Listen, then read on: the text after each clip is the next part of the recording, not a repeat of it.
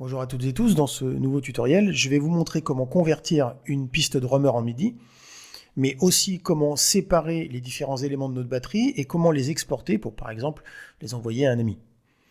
Ici, nous avons une instance de drummer active dans notre fenêtre arrangement.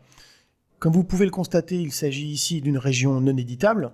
On ne peut rien modifier en dehors de l'interface drummer qui se trouve juste en dessous. Alors ici, j'aimerais donc convertir cette région en MIDI.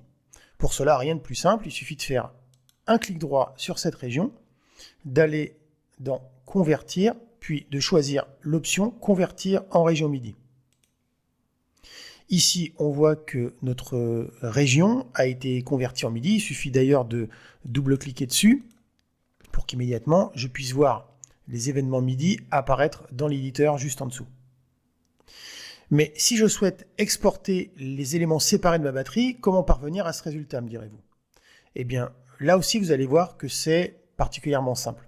Il suffit tout simplement, encore une fois, de refaire un clic droit, d'aller dans MIDI, puis de choisir l'option scinder par tonalité de note. Je trouve que la traduction est un peu hasardeuse.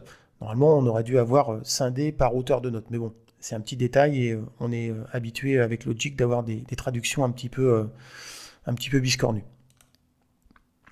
Ici, on voit que une fois mon option sélectionnée, chaque élément de ma batterie a été séparé correctement. Donc, Logic a trié les différents éléments en fonction de la hauteur de chaque note pour pouvoir les isoler séparément. Alors, maintenant, imaginons que vous souhaitiez exporter vos éléments individuels en audio. Alors, vous connaissez certainement la fonction Bounce in Place, mais le problème, c'est que vous allez devoir vous occuper de vos pistes une par une, ce qui va vous faire perdre un certain temps. Donc ici, heureusement, Logic a tout prévu et va vous permettre de faire un Bounce in Place de toutes vos pistes en même temps. Pour cela, il suffit de sélectionner toutes vos pistes, comme ceci, d'aller dans le menu Fichier, Bounce, et de sélectionner l'option Pistes à leur place.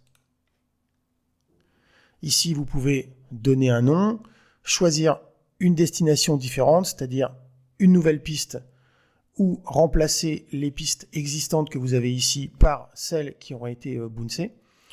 Ignorer les modules d'effet, inclure les paramètres d'automation, volume panoramique, etc. Enfin, vous avez différentes options. Là, je ne rentre pas dans le détail puisqu'on en a déjà parlé dans un tutoriel précédent.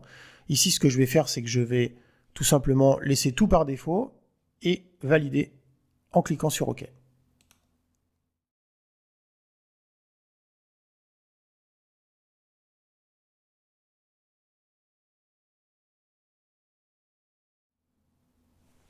Voilà, ici, tous mes éléments ont été bouncés séparément.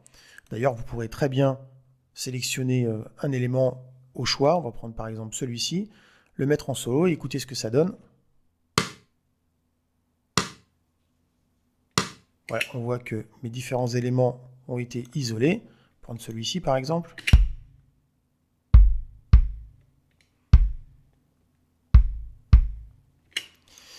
Voilà pour ce petit tutoriel.